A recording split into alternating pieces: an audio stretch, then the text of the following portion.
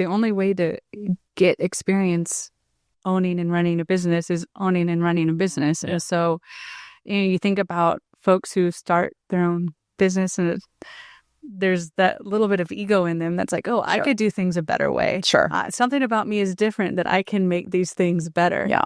And so you get into the business and you start it. And of course, you hear about, I mean, everyone goes through this and hits that breaking point and has to reassess and reprioritize. For me, that was into 2019, early 2020, which is why I recognized it so easily. Yeah. But since there's that little bit of ego involved, you're like, oh, but that won't happen to me. I'll do it a little differently. But I don't know if you can learn those lessons without just stepping into the fire and for sure getting burnt. Well, and you would never say I would do it differently unless you'd done it.